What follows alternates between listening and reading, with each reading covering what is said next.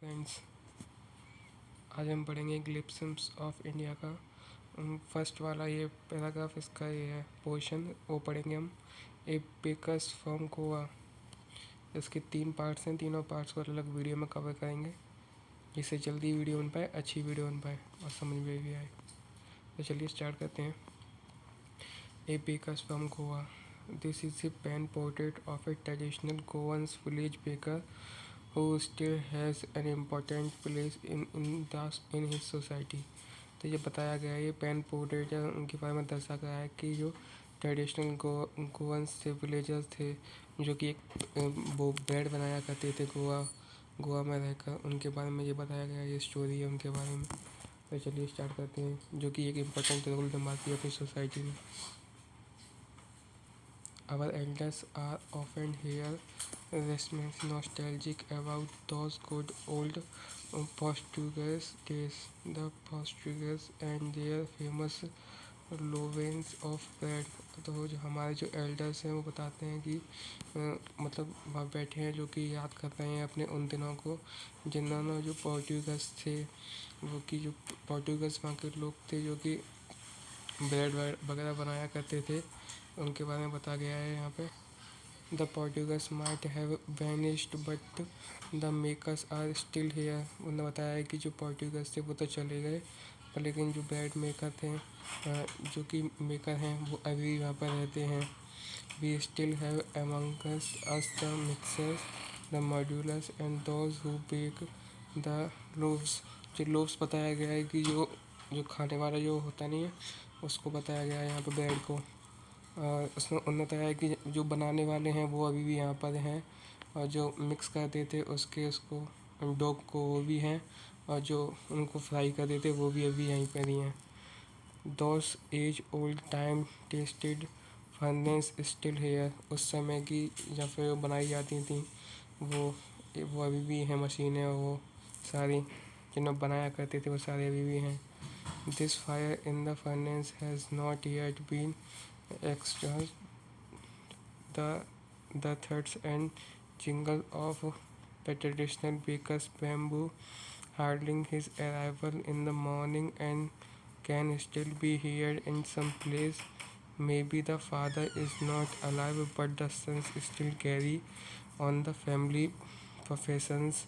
These bakers are even today known as पैडर in Goa. तो उन्होंने बताया है कि जो उस समय के थे, जो आज भी कभी कभार बेचने आते हैं, और वो उनके पिताजी तो नहीं, पर लगता है उनके बच्चे होंगे जो अभी भी बनाते हैं, उस काम को अभी भी चलाते आ रहे हैं, ब्रेड बनाने को अभी भी चलाते आते हैं। और जो एक बैम्बू लेकर आते हैं, एक जिंगल लेकर आते हैं अपने हाथ में, जिंगल जिसकी घंटी वाली होती नहीं है वो, और आवाज़ करते हुए आते हैं, कुछ ऐसी आवाज़ें करते हुए आते हैं, और जिंगल की आवाज़ें करते हुए भी आते हैं, और बैम्बू लगा हुआ होते हैं, अभी भी बेचते हैं उनको, और उनको कुछ पैडर इन गोवा के नाम से जाना जाता है। During our childhood in Goa the baker used to be our friend. तो फिर जब हमारे बचपन के टाइम की बात है, उन गोवा में जो थे बेकर्स, उनको हमारे दोस्त थे, companion and guide. He used to come at least twice a day. वो दिन में 2 बार आया करते थे। Once when he set up in the morning on his selling ground. जब वो एक सेलिंग ग्राउंड पर निकलते थे सुबह के टाइम पर, जब आया करते थे, एंड देन अगेन फिर आया करते थे। When he return after emptying his hug basket. जब उनका पूरा जो बास्केट था, जो कि बैम्बू का बना हुआ था, वो पूरा खाली हो जाता, जब रिटर्न हो गए आते थे, जब आया करते थे। मतलब एक तो सुबह मॉर्निंग में आया करते थे, जब उन्होंने रेडी की होती दुकान अपनी, जब सारा कुछ खाली हो जाया करता, थोड़े से बचते, तब आया करते थे। The jingling third of his bamboo walked up from sleeping and we run to meet and greet him. जो उनकी जो बैल थी वो हमें जगाया करती थी सुबह, और जो बैम्बू की आवाज़ थी उससे हम जगाया करते थे अपनी नींद से, और हम उनको देखने भागा करते थे, और वो लेने भागा करते थे। Y was it so. ऐसा क्यों। It was for the love of the loaf. क्या वो एक लव था हमारे लिए, उस लोफ के लिए। Not at all. ऐसा ऐसा नहीं है। The loafs were bought by some Pexians and Bastians, the maid servant of the house. जो बोथ था वो तो पैसों से ही लिया जाया करता था, जो कि यहाँ की करेंसी है. पास्कियंस एंड बेस्टियंस, जो और वो बनते भी मेड और सर्वेंट के द्वारा ही थे. What we longed for were those bread bangles which we choose carefully. Sometime it was sweet bread of special making. वो कहते हैं कि जो बच्चों के लिए था उनका नाम था ब्रेड बेकर. ब्रेड बैंगल्स, जो कि एक बीन जाम बन की तरह होते हैं, जो बीच में से खाली होते हैं, जो कि हम बेंगल चुनते थे, जो कभी कभार तो इतनी टेस्टी हुआ करती थी, बहुत ज़्यादा स्वीट हुआ करती थी, जो कि अलग से बनाई जाती हैं, ऐसा लगता था. The bakers made his musical entry on the scenes with the jingle jingle sound on his specially made bamboo tufts. जो बैम्बू टफ्स मतलब एक टोकरी होती है जिसमें वो रख के लाया करते थे और जिंगल जिंगल की आवाज़ निकाला करते थे, कि एक स्पेशल टाइप की आवाज़ हुआ करती थी. One hand supported the basket of his head, जो उसके हेड से टंगी हुई बास्केट थी उससे एक सपोर्ट किया करती थी, एक हैंड से उसको सपोर्ट किया करते थे. And the other bang the bamboo on his ground. He would greet the lady of the house with good morning and then place his basket on the vertical bamboo पर उसको रख दिया करती थी और गुड मॉर्निंग बोला करती थी, बड़े अच्छे से पेश आया करती थी.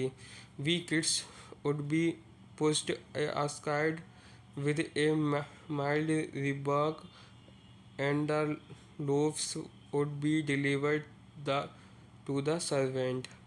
वो कहती है an expressive of disapproval scolding, थोड़ा गुस्से में भी. when we would be pushed ask, हम एक दूसरे को धक्का दिया करते थे, लोग उसके झगड़ा करते थे उनको लेने के लिए, तो वो थोड़े गुस्से में भी कभी कभार आ जाया करती थी, क्योंकि सारी भीड़ लग जाया करती थी, उसकी टोकरी गिरने का ज़्यादा रहता था इस वजह से. But we would not give up, लेकिन हम नहीं मानते थे. We would climb a bench or the parapet and peep into the basket somehow. हम कभी कभार उसमें भी गिर जाया करते थे बास्केट वगैरह में, बेंच के ऊपर से क्लाइम करके. I can still recall the typical fragrance of those loaves. मैं उस टाइम की टिपिकल फ्रेगनेंस को भी याद महसूस कर पा रहा हूँ. Loaves for the elder and the bangles for the childrens. Loaves for the elders, जो लोव्स थे वो तो बड़ों के लिए हुआ करते थे, एंड बैंगल्स जो होती हैं जो मैंने बताई थी आपके लिए, वो बच्चों के लिए होती हैं. Then we did not even care to brush our teeth और वॉश आवर माउथ प्रॉपरली. फिर हमें ये भी ध्यान नहीं देता था कि हमने ब्रश भी किया है और मुँह भी धोया है नहीं धोया है. एंड वाई शुड वी, और है भी क्यों, who would take the trouble of plucking the mango leaf from the toothpaste. और कौन करे वो मैंगो लीफ से toothpaste. And why was it necessary at all. The tiger never brushed his teeth. तो इस स्टोरी में एंड में line लिखी है, बड़ी फनी लाइन है. The tiger never brushed his teeth. शेर कभी अपने दांत ब्रश नहीं किया करते.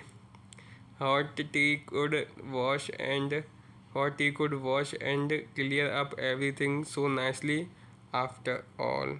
उसमें इतनी अच्छी से बताया गया है. अब मैं इसका बेसिकली आपको एक मीनिंग बता देता हूँ. पूरी स्टोरी में कहना क्या चाहता है, पूरी स्टोरी में एक शॉर्ट डिटेल बताता हूँ. स्टोरी यहाँ से स्टार्ट होती है कि कुछ लोग एक गोवा में एक गांव में बैठे हुए हैं और वो बात कर रहे हैं कि जब हम छोटे थे उस टाइम पर एक लोग तरीके से ऐसे बीन जाम बन होता नहीं है थोड़ा डोरीमोन वाला, उसी को और एक होता है जो बीच में से थोड़ा खाली रहता है रिंग टाइप में. वो दोनों चीज़ बेचने के लिए वो लोग आया करते थे, पुर्तगाल वाले लोग आया करते थे और उनको बेचा करते थे.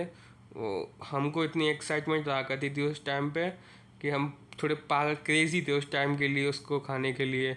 वो 2 टाइम आया करते थे, एक सुबह आया करते थे, एक शाम आया करते थे. हालांकि बनाते उनके नौकर ही हों और ज़्यादा स्वीट इतनी भी ज़्यादा खास ना हो, बट लेकिन जो जिंगल की आवाज़ आती है, एक घंटी लेके आया करते थे, एक बास्केट लेके आया करते थे, एक फ्लूट लेके आया करते थे, उसको बजाते हुए आते थे सुबह के टाइम पे. हमारी नींद उससे खुलती थी और हम फ्रेश होकर उनकी तरफ भागने लगते थे सीधे.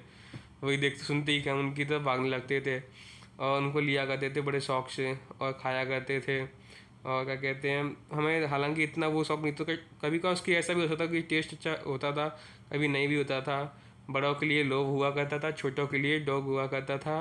और बड़े स्वाद से हम खाया करते थे उस टाइम पे हम उनको, और हमारे सबके फेवरेट थे। यही बताया गया है इसमें स्टोरी में, हम उनके लिए थोड़े क्रेजी थे। आज के ज़माने में वो चीज़ अभी भी फॉलो हो रही है, पर लेकिन अब हफ्ते में एक दो बार ही आते हैं वो लोग, और बहुत ही स्वाद हो गया, बहुत ही ज़्यादा अच्छा स्वाद नहीं रहा है उसमें। पर लेकिन उस टाइम का ही फ्लेवर था, लोग अब बहुत क्रेजी थे उसके लिए।